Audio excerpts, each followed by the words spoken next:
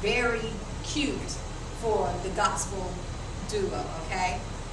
I think it's also very, very, extremely important eye contact. When you're talking to people, you want them to know that you're passionate about these questions and you want the truth. You look them in the eyes. Just as I'm looking at you, when you talk to people, you look them in the eyes because it's that serious. At that very moment, it's urgent. I need this question to be answered because we have people listening. So I think it's very important for all of you guys to know to make eye contact and again be very mindful of your body language. You want to always make sure that you articulate, pronunciate. All of that is very, very important. And at the end of all of this, I think you should be polite, whether you ask tough questions or not. They get it. They know that you have to ask these tough questions, okay? One time before I had to interview Dwight Howard, oh my goodness, and it was really interesting because this is when he was still with Orlando Magic, and when I interviewed him, I had to ask him all the questions about not making the playoffs. Oh, I was like, why did they stick me with this? You know, because number one, it's one of those things where the NBA is considered as a man's world, per se, and instead of, I just really felt like they should probably have a guy ask him these questions just so it can go over more smoothly, but I had to be the one to do it. So when I approached him and I'm like, hey, we're going to talk about playoffs. Let's talk about playoffs. He's like, well, let's do it. Well, what happened? What went wrong with yourself first and foremost? And then what do you feel the team could have done as a whole so that you guys could have at least made the playoffs? So again, it's not about necessarily the question. You want to ask a precise question, but it's really about the approach, the tone, and the delivery of the question. Okay? So does anybody have any questions? Any other questions for me? If so, just let me know. You guys good? Any questions about some of the celebrities you saw there? Maybe some questions about how some of those interviews went? Yeah, okay, and you had your hand raised first. So I wanted to know, depending on who you're working for or where you're interviewing, is there like a certain tone? Like if you were working for the OWN network, you're going to get personal, or if you're working for like news, like the news channel, you're going to talk about strictly the info and the facts. Right. Now, I will say this, because I'm independent and I have my own media company, however, it's funny that you said OWN because I just not too long ago finished working in conjunction with OWN and Microsoft, and they had me interview one of her talk show hosts. His name is Wes Moore. Matter of fact, he's author Wes Moore. He had a book out called The Other Wes Moore. It is a great book. All of you should really, really read it, and it's about two youth who had the same name, Wes Moore. How both of them started down the same path of destruction, and one was able to make it to Oxford, and the other one made it to life in prison. But decisions is everything, okay? I just felt the need to tell you guys that. But in regards to your question, of course, if you're working for a network, sometimes you do not even have the free reign of asking your own questions. They will give you questions that they want you to ask. It depends on that network. But of course, if you're with a network, or let's say if I'm with Power 98, yeah, they do have a certain tone that they want you to match. They want you to sound hype. Okay, we all know what that is. They want you to sound hype all day long because it's an urban radio station. Now, let's say if you're with WOGR, Word of God radio station, they may want you to have more of a mellow tone.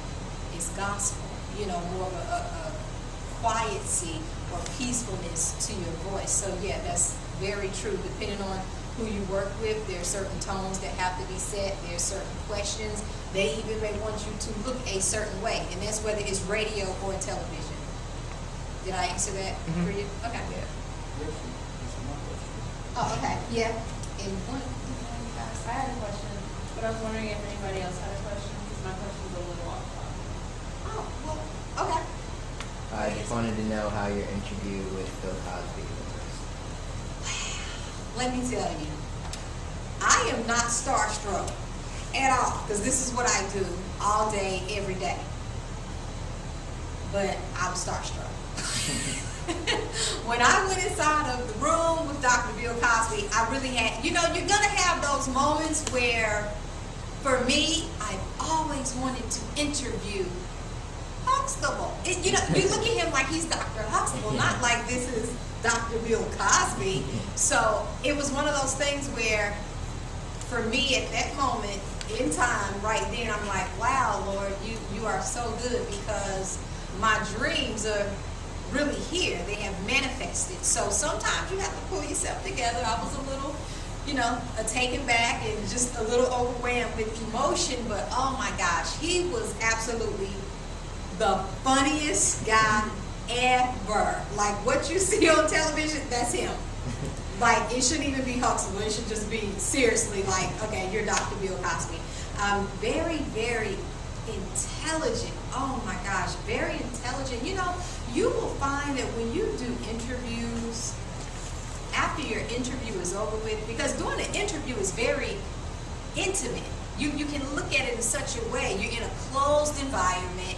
You're about this close face to face, interviewing someone. Definitely if it's a sit-down interview. And that's whether it's radio or television. So it's one of those things where a lot of times, I know for me, once I finish interviewing with people, they really want to know more about you.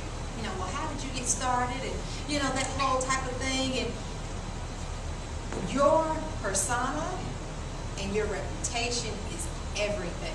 Every interview I have executed has been word of mouth. Every interview has been word of mouth. Every network or third party that has contacted me to say, hey, we want you to do our red carpet, or we want you to team up with Microsoft and the OWN, it has all been off of word of mouth from someone else that I previously interviewed or someone that I interviewed in the past. But Dr. Cosby was great. He did the whole pudding pop. Oh my gosh, yes, he did. Pat Albert, he did it all. Like, he was really, really such a good sport about it all. And for me, I like to do things different. When I do interviews, just because I am who I am, I'm very appreciative of people's time. Because by them sitting down with me, and they're relevant, you're sitting down with me to do the interview, you now make me relevant, okay? So I like to give out gifts, okay? And I mean, I give out some fancy gifts, not like a ring pop. We give out crystal brooches, and I like to do things really nice because you want to leave an impression. Not only just the impression with the interview you've done, but you really want them to see some of your character. And for me, I have a very giving spirit, so I really love to just really, out the blue, surprise them.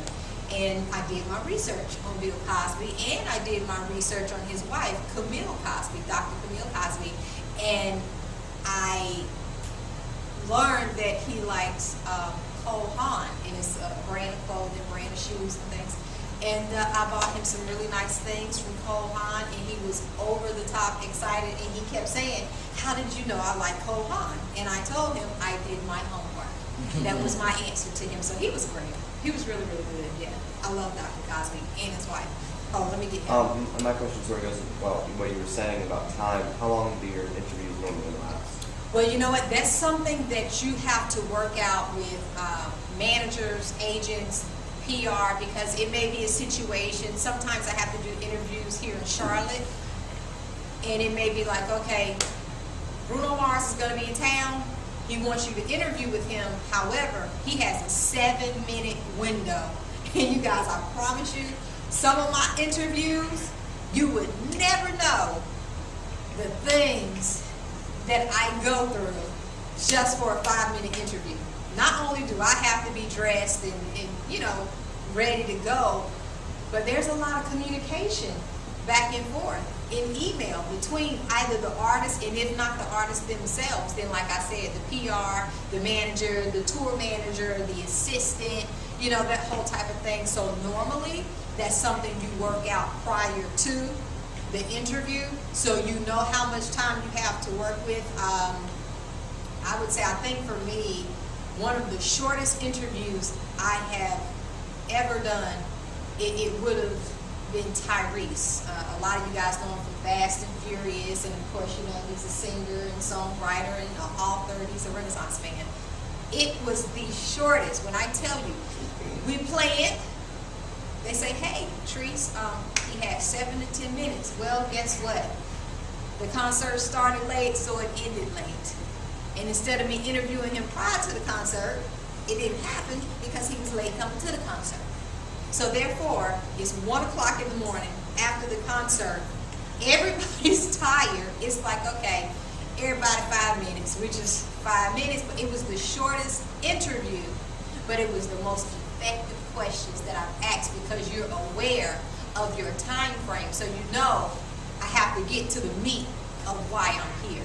So that's something you work out beforehand in regards to a timing issue. Pertaining to like emotions and yourself as a person, because it's not just an interview and an interviewee, it's two human beings interacting on camera. So even though you're both human beings, is there a way that you can like not plan out what the emotion is you're going to have with this certain question, but how you're going to react, either to their response or how you think they're going to react? Like if you were, like, let's say you're interviewing an artist like Bruno Mars, his mom passed away a few months ago. So Right. if you asked him about his mom, you know, is there a way, like if you were to ask him about his single Locked Out of Heaven and how happy you were when you asked that, and then you change the tone, Right. is there like a certain way where you can just like snap back to the tone, snap back in between tones? Well, it is, that's a great question, by the way. It's a thin line. And the reason I say that, because as you say, people are human beings, and it goes back to asking the personal questions. Someone's mother has passed away. That's really tough. That's one of those things where you need to be for certain of your tone, for certain of your body language when you ask. You want to make sure that you're not asking a question like that sarcastically first and Yeah, like foremost. nonchalant. You know, right. You know, clearly, you don't want to end up on the ground. You know what I mean? So it's one of those things where you need to be aware of your tone. You know, and maybe perhaps it's something you can, if you have a few questions like that, you want to slip it in the middle. So you can start on a high note, slip the sad in, and end on a high note. You know what I mean? So you can kind of do it like that. You don't necessarily want to end on a sad note of, you know, your mother passing, but you could. Again, it's all about your approach. You know, maybe the question prior to asking about his mother passing away, it needs to lead up to that so that he can, in his mind, think, you know, that clearly the next question is going to be about my mother passing away. So just make sure that all your questions are relevant. I do questions, lead up questions, to where I'll ask one question, I ask another. By then, you already know what the next question is going to be, just based off of What you said before. based off of the prior questions that I've already asked. I was in a situation with the gospel duo, Mary,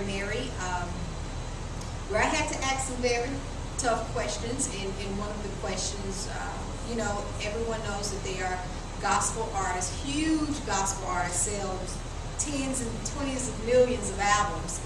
And they also have a reality show, okay? Well, her husband cheated on her. Clearly, it was something that was being talked about so much, I had to ask the question. I also had to ask another question in regards to, if you're a gospel duo, is it a part of your ministry as a gospel artist to work with secular artists?